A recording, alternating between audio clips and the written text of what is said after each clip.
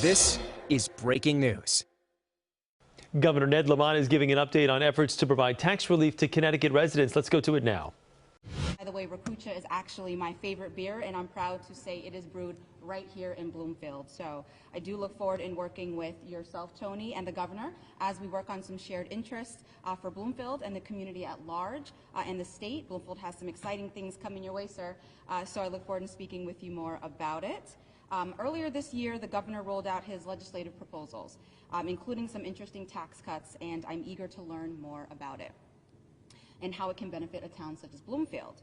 Bloomfield is currently in a growth and building period, and much like a large part of our state, we have an aging population living on fixed income, and we are finding it difficult to retain young families and the growing need for middle-income housing as well as other opportunities. I'd like Councilmember Clary just to share a little bit more about the state of Bloomfield from a financial perspective. Thank you, Madam Mayor. Thank the governor. Thank the owners of this fantastic facility. As the mayor said, I am Kenneth McClary, the chair of the Finance Committee. And currently, right now, Bloomfield is currently in its budget process. And the proposals that the governor has proposed to the state legislature will get those working families, Bloomfield residents, out of the hole. I know we're in an election season, and I think the governor's opponent said it doesn't scratch the surface, your tax proposals. But Governor, as a local elected official who looks at numbers every single day here in the town of Bloomfield, those proposals will get the Bloomfield residents out of the hole. It will help us, as the mayor said, attract young families, help with young families coming to Bloomfield and supporting businesses like this. Not only one particular tax break that he's talking about is the car tax. We know that 30% of the greater Hartford area is suffering with high property taxes. The governor has a solution for that. And so I look forward to working with him, his staff, the mayor, and local small businesses to ensure that we continue to move the state of Connecticut along, and not only the state of Connecticut, but the residents in the town of Bloomfield. Thank you, Mr. Governor. I appreciate you and all of your support, and I'll turn it back over to the mayor. Thank you, Councilor. Out of all of the states in the nation, we do know that Connecticut has the largest wealth gap. And it is time to look at our broader tax structure and how we can continue to make it better for all Connecticut residents. As someone who has a lot of student loan debt and a young property owner, I'm encouraged to see the governor has proposed expanded tax credits for student loans and property tax as part of his proposal. And as a mayor, it is important to understand the impact in state decisions as it shifts the responsibility to the municipalities and that trickle-down effect. And so I would like to encourage the legislature and our governor to consider those impacts when the state proposals are on the floor for consideration. And with that, again, welcome to Bloomfield, and I'd like to introduce Tony Karlowitz, co-owner of Craft Breweries Back East. Thank you, Danielle. Thank you, Ken. Excited to welcome the governor and Commissioner Botwin here to Back East. We're a small craft brewery in Bloomfield. We've been here for 10 years. In the last few years, we've been fortunate to grow significantly, and looking at all the tax cuts, I think this is a great time coming off of a couple tough years for a lot of breweries, a lot of restaurants, families in general. We're excited to support the tax cuts, and you know, I think it's a good thing. It's a good step in the right direction, and we thank the governor for that. And won't take too much of your time, but I think I'm going to introduce next. Who's it? Mark Botwin.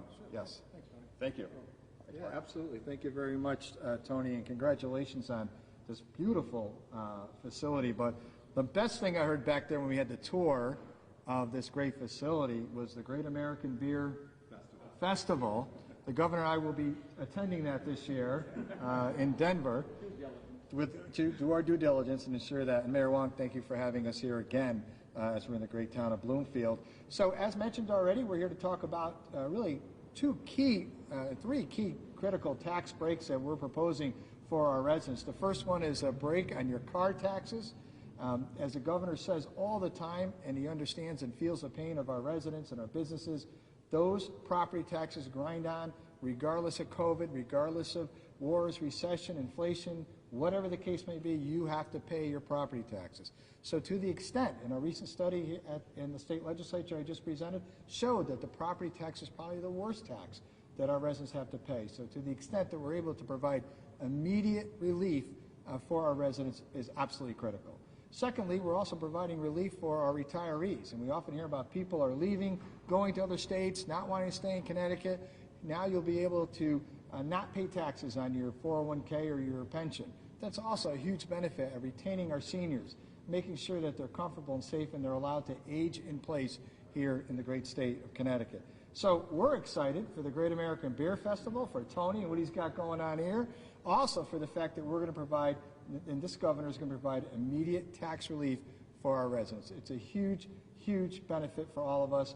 It's thoughtful, it's clear, and it's something that all of us will be able to benefit from this year. So thank you, Governor, for your vision and being able to do that. And with that, I'd like to introduce the Governor of the great state of Connecticut, Governor Ned Lamont. Right. Well, thanks, Mark, Danielle, and Tony. Back east, this place is going to be hopping most evenings. You ought to enjoy this. I thought I'd given up beer when I thought it was just Bud. Now the fresh craft brewed beer is just a whole different experience, I got to tell you. Tony, I like Ice Cream Man, Grateful Dead. Yes, exactly. I mean, a lot of these brews are named after acts in the songs, which I really appreciate. Look, it was a tough couple of years. Price of aluminum going up, tough to do. We're doing everything we can to make it easier here with the back east and our other breweries. We reduced the excise tax, allowed more people to take more beer, more cans of beer home with them. What a difference I'd like to think that makes. We're going to keep going with the outdoor dining. I think that makes things like back east just really vibrant for the foreseeable future, and enjoy it. And as Mark and the mayor said, we're doing everything we can to continue to make Connecticut more affordable. I know that this inflation coming out of Ukraine, before that, demand outstripping supply is tough, and we're doing everything we can to help. As you heard Mark say, number one, reduce the property tax. $100 to $300 credit going for you starting July 1. Number two, the car tax. I think, Mayor, it'll be about a 20% reduction, 25% for folks here in Bloomfield. That's something available to you on July 1 in the very near term.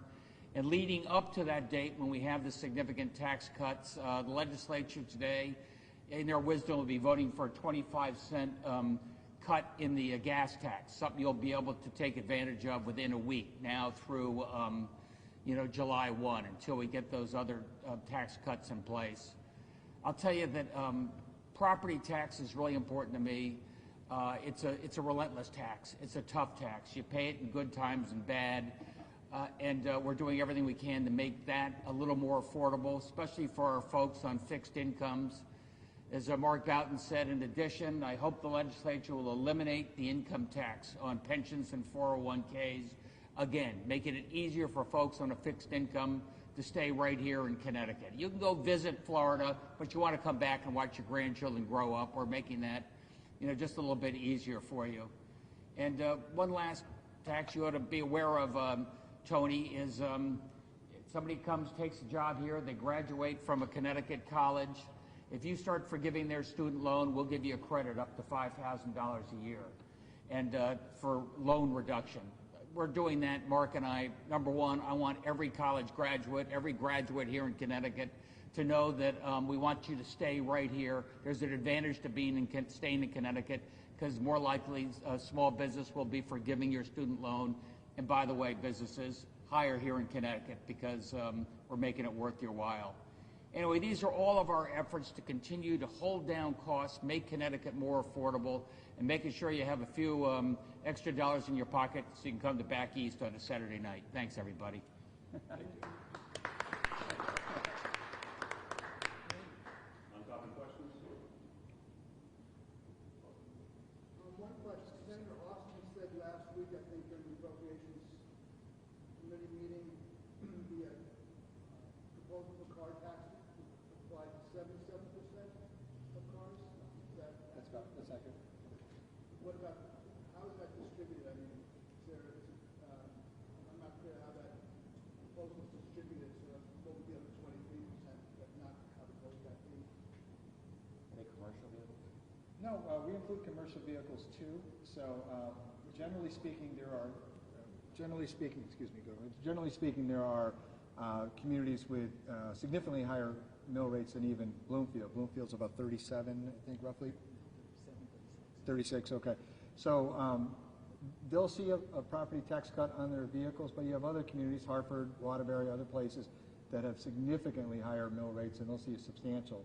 So the great thing about this is when we hear a lot of discussion, rightly so, about things like equity, making sure that everybody benefits, that everybody's all in on our recovery, this impacts those 70-odd% communities who have some of the highest mill rates, who are some of the poorest cities and towns in Connecticut. So it's really beneficial that way. And it also stops the leakage of people registering their car in other towns who have a lower mill rate to try to avoid the tax in their own hometown. So some cities will see a recovery of some tax dollars that should have been rightly paid to them. And one other question, there's been some talk that there could be a recession in the near future. If that has an impact on tax revenue at some point in the next couple of years, would there be a need to then raise taxes to bring in revenue? Is there any consideration in the long term what cutting taxes might be on states and finances? Let's start with the tax man. I would say that, you know, we can't, nobody can predict what's going to happen in the future. Do we watch with an eye, a careful eye? Absolutely. We're developing actually a department in my agency that spends all their time forecasting what's going to happen in the future. But it's never actually something that you can count on, right? So we do know, though, that there are some challenges in the next biennium. The governor's put us in a great position to be able to address those challenges with this budget. We want to be thoughtful and careful about what we reduce and how we reduce it. That's why there are really good proposals out there, and there are some not so thoughtful proposals that could hurt us in the long term. In particular, we want to make sure that we reimburse Mayor Wong for the money that she gives up by getting paid on a 29 mill rate, which we want to set that cash aside. So we have to be really careful about how we do this. Can we plan for a recession? Sure, we're doing that now. We're packing away money. We've got a rainy day fund that's higher than it's ever been in the history of the state, and there's a reason for that, to make sure that we have money in the future to fund our basic core services. Is there any plans to repeal the highway user tax since we have a $500 billion surplus in the transportation fund? I'll start with that. Look, I don't think so. We don't have nearly that big a surplus in the highway and the transportation fund. Secondly, when we came into office, the transportation fund was bankrupt, so we were really struggling. But a lot of our revenues are volatile, to get to Steve's question as well. So right now, with gas prices up, we are replenishing our transportation fund. That's why we can take almost $100 million out of it to give people immediate relief at the pump. But I generally worry about states where good times, let's cut taxes, increase spending, bad times, do just the opposite.